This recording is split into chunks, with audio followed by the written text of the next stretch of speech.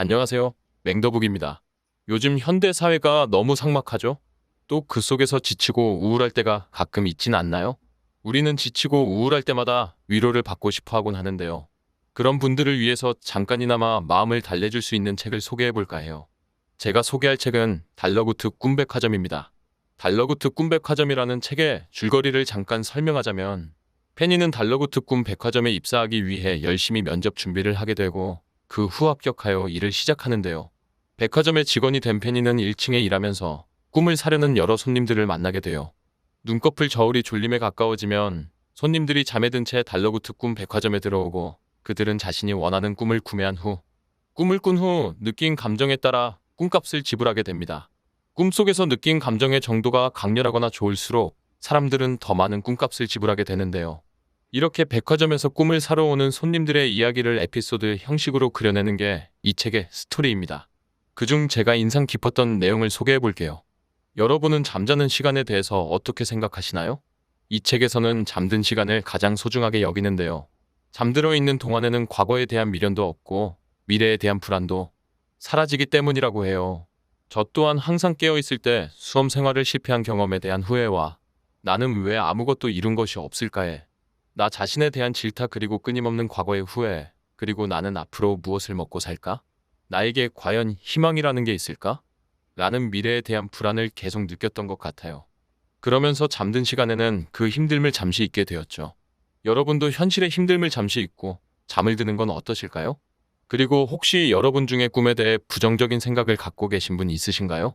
꿈은 꿈일 뿐 깨어나면 그만이라는 분도 계실 거고, 꿈 중에 길몽도 있지만 악몽도 있어 악몽을 제대로 꾼다고 하면 일어난 그 순간부터 괜히 하루 종일 찝찝하기도 하신 분들도 있을 거예요. 저 또한 독자님들처럼 생각하고 있었어요. 그러나 과거에 겪었던 일로 인해 생긴 트라우마를 다룬 꿈 에피소드에서 악몽에 대한 작가님의 생각이 나오는데, 작가님은 꿈과 잠에 대해서 깊이 고민을 하셨다고 해요. 그래서 그런지 악몽에 대해서도 다른 의견을 갖고 있었는데, 이건 모두가 악몽을 다른 쪽으로 해석해 볼 수 있다고? 라고 생각하실 것 같아요. 여기서 생각해보면 악몽, 즉 트라우마는 다르게 생각을 해보면 가장 힘들었던 시절을 온 힘을 다해 어려움을 헤쳐나가던 때라고 말하며, 단순히 악몽이 나쁘다고 말하지 않아요. 또한 우리가 과거에 있었던 일, 악몽을 꾸는 것은 꿈을 꾸지만 우리는 그것을 극복해 살고 있다 라고 얘기를 해요. 다시 말하면 과거에 있었던 끔찍한 일은 우리가 이미 극복을 했고, 우리는 현재 그 극복을 바탕으로 잘 살고 있다 라고 이야기를 하는 것이죠. 여기서 작가가 하고 싶은 말은 길몽도 소중한 꿈이지만 악몽을 우리의 트라우마 극복을 위한 꿈으로, 악몽 또한 의미 있는 꿈이다라고 이야기를 해주는 것이 아닌지 저는 생각이 들었어요. 잠자는 시간 자체가 인생의 낭비라고 생각하시는 분들도 있으실까요? 사실 잠자는 시간이라는 것이 잠들어 있는 동안 아무 일도 일어나지 않고 그저 가만히 누워 시간을 보낼 뿐이라고 생각하시는 분들도 있을 것 같아요.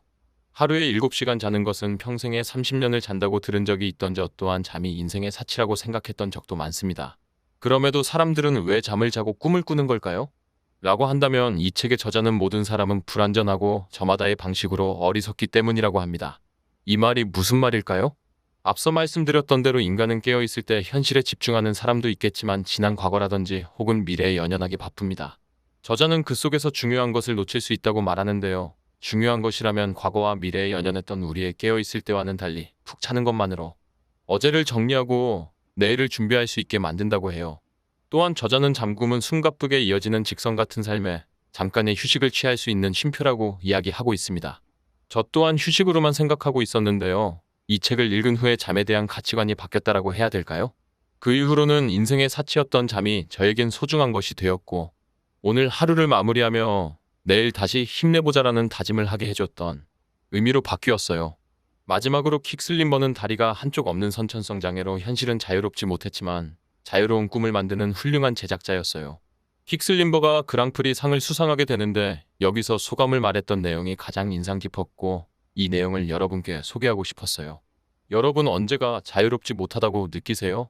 여러분을 가둬두는 것이 공간이든 시간이든 저와 같은 신체적 결함이든 부디 그것에 집중하지 말고 여러분을 자유롭게 할 수 있는 무언가를 찾는 데만 집중하세요. 그 과정에서 힘든 날도 있을 거예요. 그런데 그 힘든 날을 보지 말고 자유로워지고 싶다고 마음먹은 순간 꿈을 완성할 수 있었어요. 저는 여러분의 인생에도 이런 순간이 찾아오길 기원합니다. 저는 이 부분을 읽고 꼭 우리에게 말하는 것 같아요. 현실에서의 막막함을 느꼈을 때 너무 부정적인 것만 생각하지 말고 앞으로 나아갈 수 있는 방안을 집중해 보는 거예요. 그 과정에선 물론 힘든 날도 있겠지요? 그런데 그 힘든 날에 너무 빠져 부정적인 면만 보지 마시고 내 인생은 희망적이면 나는 잘 될 거라고 긍정적으로 생각해 보세요. 그러면 언젠간 여러분의 인생에도 이런 순간이 찾아올 거예요. 여러분 삶에 잠깐 지쳤을 때 이 책을 읽고 위로를 받으시면 어떨까요? 마지막으로 달러구트 꿈백화점은 현실에 치여 잠깐이나 벗어나고 싶은 분들께 추천드리는 책이었습니다. 오늘 영상이 도움이 되셨다면 구독과 좋아요 부탁드리고요. 여러분의 의견을 댓글로 남겨주시면 감사하겠습니다. 시청해주셔서 감사합니다.